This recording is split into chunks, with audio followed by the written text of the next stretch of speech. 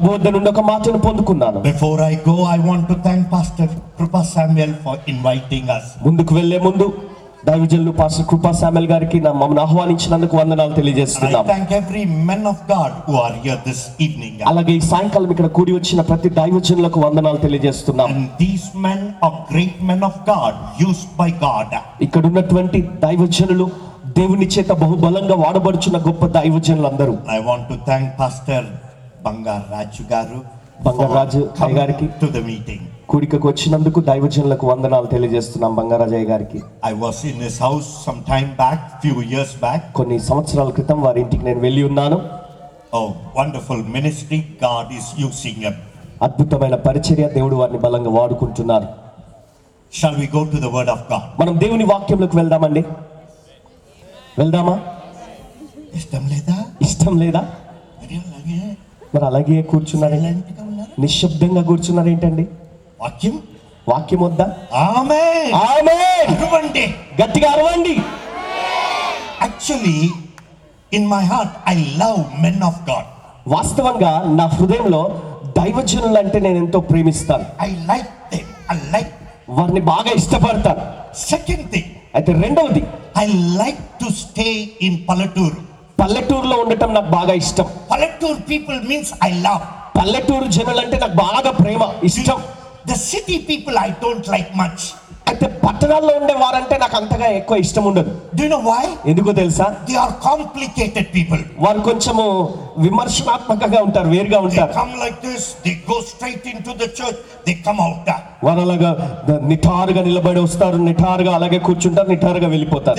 The villagers, అయితే గ్రామస్తులు, the Pallatur people, పల్లెటూరు వారు or agency pranta people, లేదా ప్రాంతీయ ప్రజలు, their behavior is different. వారి ప్రవర్తన వేరుగా ఉంటుందండి. I started my ministry among the villagers. నేను గ్రామస్తుల మధ్యన పల్లెటూర్లలోనే దేవుని పరిచర్య So ప్రారంభించాను. I got used with Pallatur. కాబట్టి పల్లెటూరు అంటే నాకు బాగా అతికిపోయాను నేను. Pallatur, they don't have any respect or anything. Anytime they will talk, shout anything. పల్లెటూరు వారికి గౌరవము మర్యాద అన్నట్టుగా ఏమి ఉండదండి. ఎప్పుడు ఏదంటే అది మాట్లాడుతుంటారు, గట్టిగా అరుస్తుంటారు, కేకలేస్తుంటారు, ఏదైనా చేస్తుంటారు. If I am preaching, నేను బోధిస్తుంటే in a city they will shake their head. పట్టణాల్లో ఉన్నవారైతే వారు ఇలా తల ఊపుతారు. Jesus is the Lord, I say. యేసు ప్రభువే ఉన్నాడు అని గట్టిగా చెప్తే అవును అన్నట్టుగా ఇట్లా తల When I ఊపుతారు. go to America, అమెరికాకు వెళ్ళినట్లయితే and I say Jesus is the healer. యేసు స్వస్థపరచువాడు అంటే Actually, వాస్తవంగా one I want to give. ఒక్కటి అలా పెట్టాలనుకుంటాను. మామూలుగా ఇలా తల ఊపేస్తారండి. Today, అయితే ఈరోజు I am in the village. నేను పల్లెటూరులో ఉన్నాను. You behave like villager. మీరు పట్టణంలో ఉన్నవారిలాగా ప్రవర్తించకండి, గ్రామస్తులాగే ప్రవర్తించండి. Amen. ఆమేన్. ఎలా? Only shout amen, hallelujah. ఆమేన్ హల్లెలూయా అని గట్టిగా అరుస్తూ ఉండండి. Amen. Amen Hallelujah. Hallelujah. This evening, ఈ సాయంకాలము once again the Lord is leading me to speak something connected to the Eden. మరొకసారి ఏదైనా తోటకు సంబంధించిన అంశానికి జోడించినట్టుగా మాట్లాడాలని దేవుడు ప్రేరేపించి ఉన్నాడు. And I have come with the word from the Lord. ప్రభువు నుండి ఒక మాట నేను పొందుకొని మీ మధ్యకు వచ్చి ఉన్నాను. There is two garden, రెండు తోటలు ఉన్నాయి, two Eden. రెండు ఏదెనులు ఉన్నాయి. One is the old Eden, ఒకటేమో పాత ఏదెను, the second one is the new Eden. రెండవది కొత్త ఏదెను. Amen. Amen Hallelujah. Hallelujah. People love to go to the garden. మరి ఈ తోటకు వెళ్ళడానికి జనులు బాగా ఇష్టపడతారు. Many people see the garden and get excited. చాలా మంది ఆ తోటలు చూసి చాలా ఉత్సాహంగా ఆనందిస్తూ ఉంటారు. But I want to tell you one thing. అయితే ఒక్క విషయం మీకు చెప్పాలని కోరుచున్నాను. Don't see the garden and enjoy it. మీరు ఆ తోటను చూసి ఆనందిస్తూ మీరు ఉండిపోవద్దు. God wants you to enter inside the garden. ఆ తోటలోనికి మీరు ప్రవేశించాలని దేవుడు కోరుచున్నాడు. God wants you to eat from the garden and enjoy. ఆ తోటలో ఉన్న ఫలములను మీరు తిని ఆనందించాలని దేవుడు కోరుచున్నాడు. Amen. Amen Hallelujah. Hallelujah. This is what is the Lord's desire. ఇదే ప్రభు యొక్క వాంఛ, ఆయన కోరిక అదే. For every garden, ప్రతి తోటలో there must be a gardener. అక్కడ తోటమాలి ఉండాలి. Amen. Amen. If there is no gardener, ఆ తోటమాలి గనుక లేకపోతే there can never be a garden. అక్కడ తోట అన్నది ఉండదండి. Amen. Amen. Hallelujah. Hallelujah. Even in our life, మన జీవితంలో కూడా Father God is the gardener. తండ్రి అయిన దేవుడు మన తోటమాలి. Amen. Amen. Jesus is the true vine, యేసు నిజమైన ద్రాక్షవల్లి. and we are his branches. మనము ఆయన యొక్క తీగలుగా ఉంటున్నాం. Amen. ఆమేన్. Hallelujah.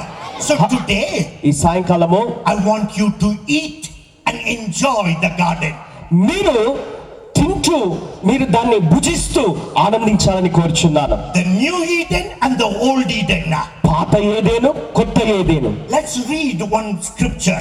ఒక వాక్య భాగాన్ని మనం చదువుకుందాం. Revelation chapter 22. ప్రకటన గ్రంథము 22వ అధ్యాయము We will read verse 1 and 2. మొదటి 2 వచనాలు మనం చదువుకుందాం. Revelation chapter 22 verse 1 and 2. ప్రకటన గ్రంథము 22వ అధ్యాయం మొదటి 2 వచనాలు. And he showed me a pure river of water of life, clear as crystal, proceeding from the throne of God and of the Lamb. In the middle of a street, on either side of the river was the tree of life, which bore 12 fruits each year, each tree yielding its fruit every month. The leaves of the tree were for the healing of the nations.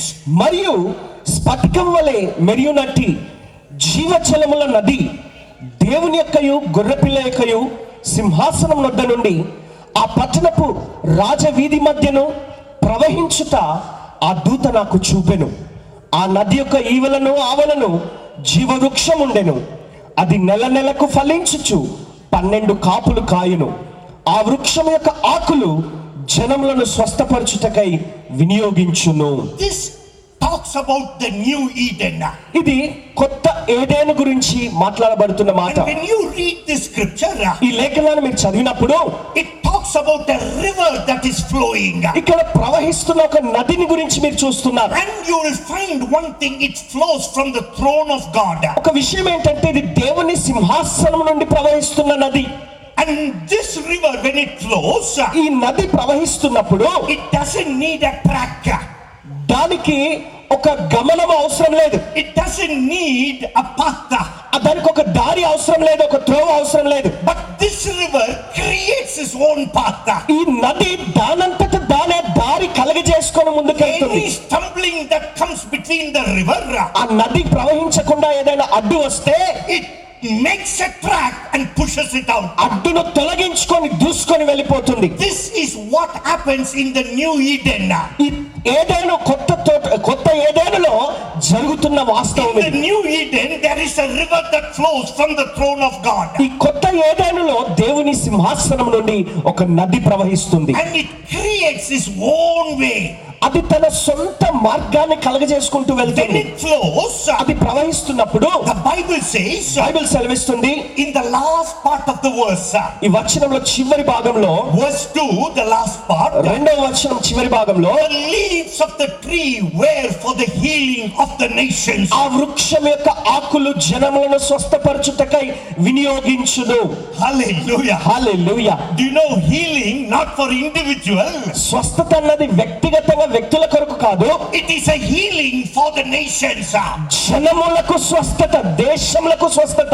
Today what I am speaking, ఈ రోజు నేను ఏదైతే మాట్లాడుతున్నానో the river of God flows through the throne, through దేవుని సింహాసనం నుండి ఆ నది ప్రవహించుచు రావటం మొదలు పెట్టినప్పుడు every person becomes a channel of revival to the nations.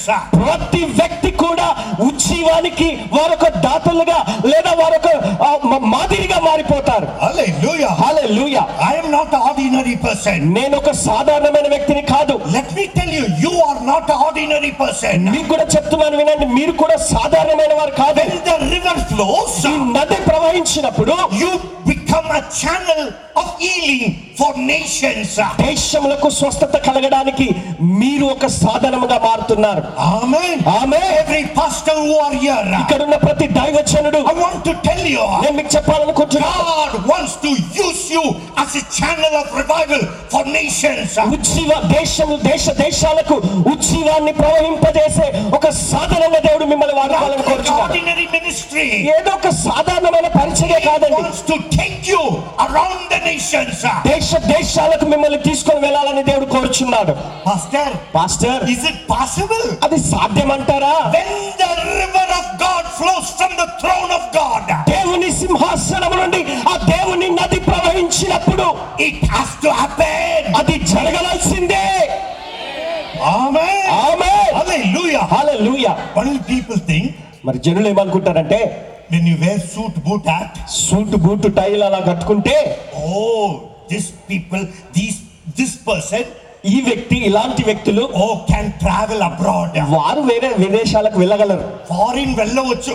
విదేశాలకు వెళ్ళొచ్చు. మనకి మనకేమో పంచ కట్టుకుంటాం, పంచ కట్టుకుందాము. మనమేమో పంచ కట్టుకుంటాం, ఇంగ్లీషు రాదు, ఇంగ్లీషు రాదు, ఏమీ రాదు. పర్వాలేదు. If the river flows inside of you, నది నీలో ప్రవహించగలిగితే you become a healing for the nation. దేశాలకు నువ్వు స్వస్థతగా మారిపోతావు. Amen. Amen. Today I want to prophesy. ఈ రోజు నేను మీకు ప్రవచించాలని కోరుచున్నా. You are not ordinary. మీరు సామాన్యులు కాదు. God wants to use you. దేవుడు మిమ్మల్ని వాడుకోవాలని కోరుచున్నాడు. Somebody is sitting in this place. ఈ స్థలంలో కూర్చున్న ఎవరో Ordinary believer. ఒక సర్వసాధారణమైన విశ్వాసి. If you can allow that river to flow inside of you, మీలో ఉన్నటువంటి ఆ నదిని గనక మీరు ప్రవహింప చేయడానికి అవకాశం ఇవ్వగలిగితే do you know what happens? ఏం జరుగుతుందో తెలుసా?